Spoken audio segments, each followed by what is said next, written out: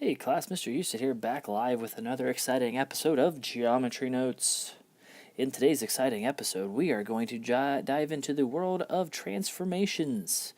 Hopefully you remember a little bit about transformations and what they are. The transformations we are dealing with today are what's known as rigid motion. And when we talk about rigid motion, there are things that are preserved when we do these kinds of transformations. The length of the sides, the angle measures, and the area is all preserved when we use rigid motion. So basically what we end up with is a figure that looks exactly like the figure we started with, only maybe it's been moved, maybe rotated, maybe flipped, one of those things, but we do not change size. So that's the biggest thing we need to understand here today, is that we are talking about not changing the size of the figure as much as we are changing the orientation of the figure. All right? So just to talk a little bit about our key concept here, let's zoom out. These are the three main transformations that we're going to be dealing with that deal with rigid motion. And actually, in order to create congruent figures, we have to follow these rigid motions. So remember, congruent means they are the same. And I didn't want to cross that out. I actually wanted to highlight it. Congruent means they're the same shape and the same size. So in order to have congruent figures, we have to do one of these three transformations. We have the translation, which some of you may remember that's known as a slide. We have a reflection, slide, which is also known as a flip. And then a rotation, which I don't really have a good one for that. That's just a rotate. But these are your three rigid motion transformations. Okay? So all we're going to do is we're going to look at two here, and we're going to describe the rigid motion that we see taking place. So if we take a look here at example A, we have the blue figure, which we will call A, and the red figure, which we'll call A prime. And they may say it differently in the book or elsewhere, but basically when you have A and A prime, this is your original figure, this is your figure after you've done a transformation to it. So as you can see, it's got the arrow showing that we have rotated.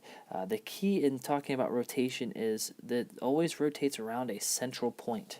So we would say something like a rotation about point P. Okay, a rotation about point P. Example B here, we got two transformations going on here. We got this one going this direction and one going this direction, so we would call this a slide. Another name for a slide is a translation. Okay, that's a slide. We slid from here to here. And then to get from here to here, we had to reflect. So this would be a reflection. Okay, so again, just getting our groundwork laid for what we know about these different types of transformations. Okay, so in example number 2, let's take a look and explain why figure A and figure B are not congruent. Okay, basically, and we can write it out, we can show it, but if we slide, which is what we would need to do first, and then if we reflected, okay, is this going to look the same as this? Okay, no, there's no way. If I reflect this, it's going to look something, pardon me for the absolutely horrible drawing that it's going to be. It's going to look like this. And so does this figure look anything like this figure? The answer to that is no. So basically we would just simply say that that answer is no, because they would not be congruent after a slide or a translation and a rotation. Okay? And the last one. Part A, describe a transformation that moves figure A onto figure B.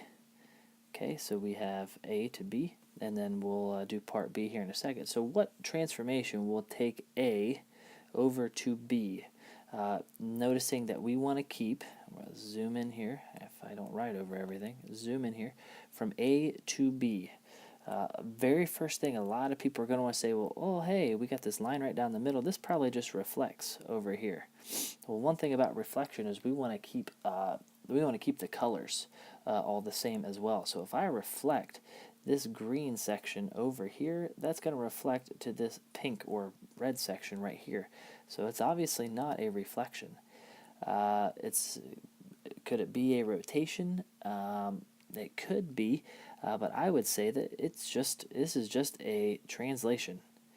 Okay, this is just a translation. A slides on down to become B, because if we slide down, this will stay here, this color will stay here, and the same thing will go up top here. Those colors will all stay in the same spot where they need to be. So that'd be a translation.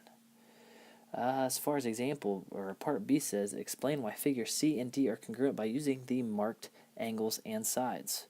All right, so remember, in order to have congruent triangles right now, we have to have all of our angles and all of our sides have to be congruent, or corresponding sides and angles have to be congruent. So if you see here, that's marked, that's marked.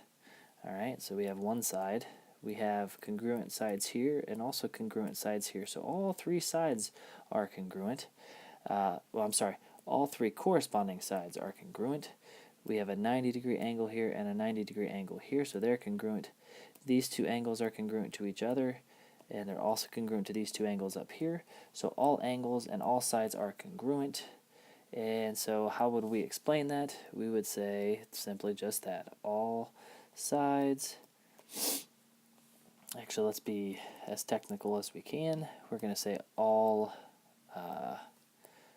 corresponding sides.